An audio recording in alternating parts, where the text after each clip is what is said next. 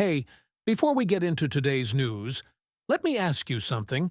Have you noticed how crazy things have been for the team since free agency started? A lot of movement, some players leaving, some staying, and honestly, it's the kind of situation that can make any fan stop and wonder what the plan really is. Some of the decisions might look strange at first, but when you start looking a little closer, you realize there might actually be a bigger strategy behind everything that's happening. So, let's talk about it together and break down what's really going on with the team right now. But first, click the like button and write in the comments, "Go Seahawks." The Seattle Seahawks were active on the first day of NFL free agency, but not in the way many fans expected. Instead of making flashy signings or massive headline-grabbing moves, the front office led by General Manager John Schneider took a much more calculated approach. And that approach started with some difficult goodbyes that immediately caught the attention of Seahawks fans everywhere. The first major departure came in the secondary. Safety Kobe Bryant is officially leaving Seattle after agreeing to a 3-year, $40 million deal with the Chicago Bears. Bryant had been with the Seahawks since 2022 and really developed into a key piece of the defense after transitioning to safety. Last season especially, he stepped into a larger role when Julian Love missed significant time due to injury. Bryant responded with one of his best seasons, showing strong instincts around the ball and proving he could handle the responsibility of being a starting safety in this system. In many ways, this contract was the result of that growth. He earned the opportunity to cash in on the open market, and Chicago clearly valued what he brings to the field. From Seattle's perspective, losing a starter in the secondary is never ideal, but at the same time, this is the reality of free agency. When a player performs well, other teams are going to notice and sometimes offer a deal that simply makes more sense for the player and his family. The second major name to leave Seattle might have surprised even more fans.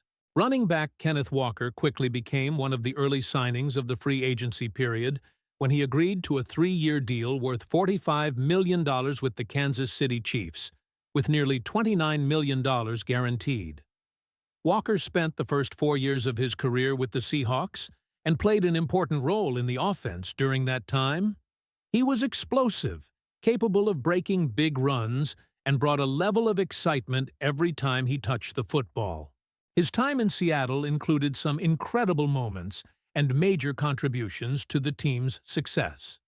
But when you look at the numbers on this new contract, it becomes easier to understand why the Seahawks were hesitant to match that price. Paying a running back more than $14 million per season puts him among the highest-paid players at the position in the entire league. For a team that has to carefully manage its salary cap and allocate resources across the roster, that kind of commitment at running back can be difficult to justify.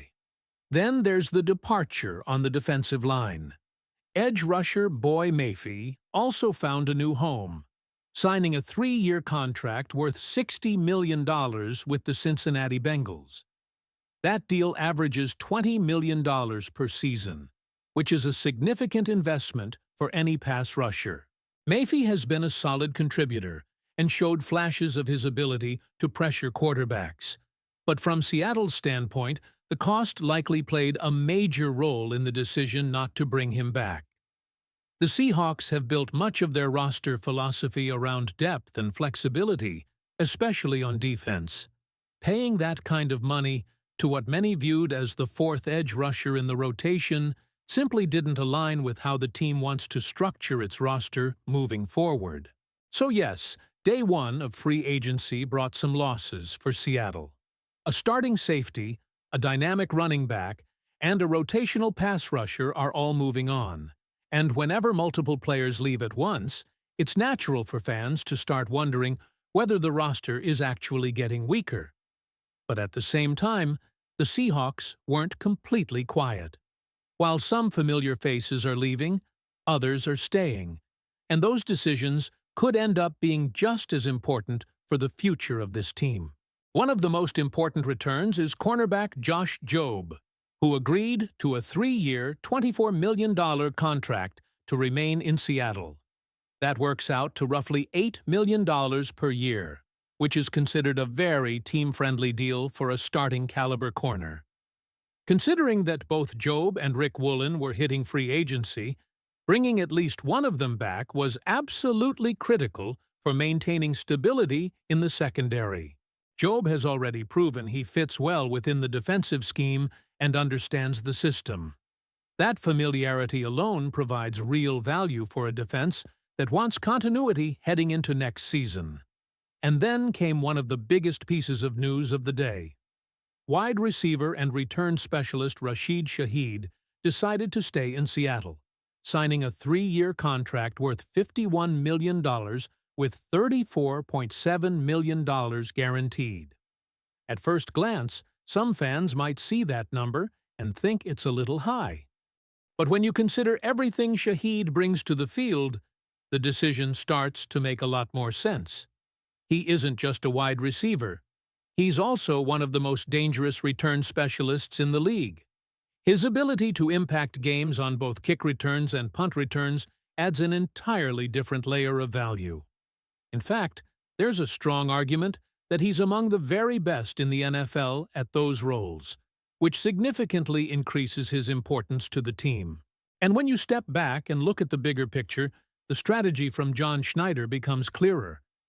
Instead of overspending on multiple free agents, the Seahawks prioritized keeping key contributors while maintaining financial flexibility.